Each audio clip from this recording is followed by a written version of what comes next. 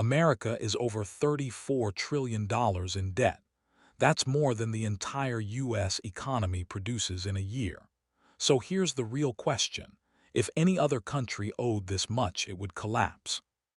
So why hasn't America? Pause. And how long can this last? On paper, America's debt looks terrifying. The U.S. government spends more money than it collects in taxes every year. That gap is called a deficit.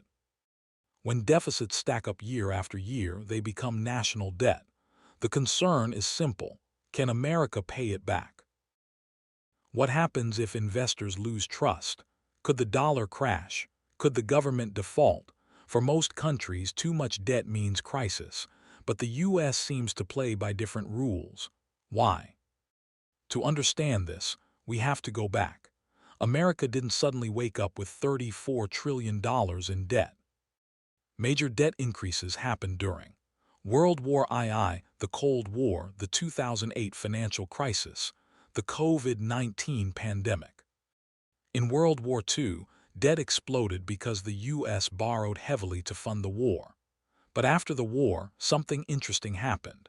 The economy grew faster than the debt.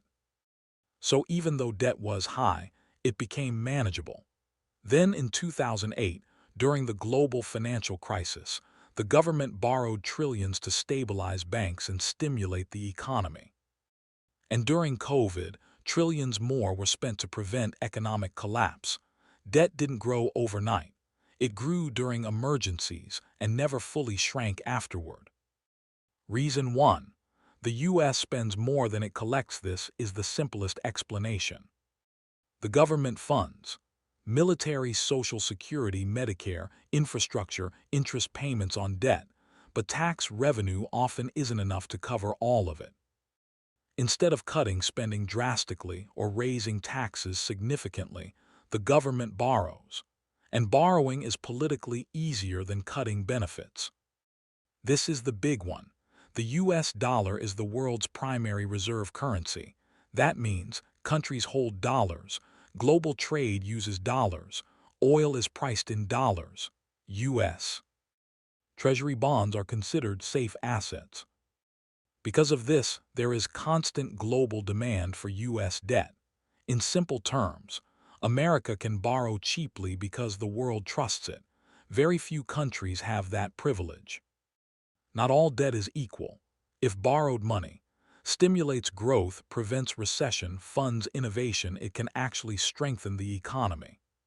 For example, during crises, government spending can prevent deeper collapse. The key question is there debt? It's can the economy grow faster than the debt? Programs like Social Security, Medicare are expensive and getting more expensive. As the population ages, fewer workers support more retirees.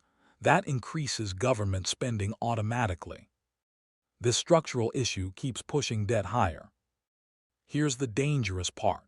The government must pay interest on what it owes.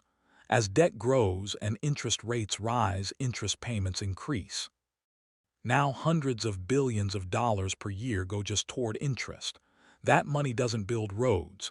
It doesn't fund defense. It simply services past borrowing.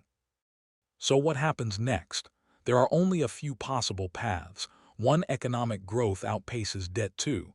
Taxes increase. 3. Spending is reduced. 4. Inflation reduces the real value of debt. 5. Or in a worst-case scenario, loss of investor confidence. Right now, the most likely path is gradual adjustment, not collapse. Because the U.S. economy is still massive, the dollar remains dominant. U.S. Treasury bonds are still considered safe, but long-term.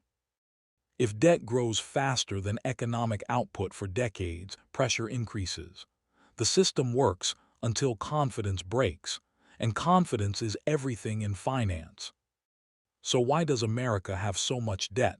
Because it can, because the world finances it, because crises demand it. But here's the real question. Is America strategically using debt as a tool or slowly becoming dependent on it? The difference between power and vulnerability isn't how much you owe. It's whether the world still believes you can pay. Pause. And right now, the world still believes.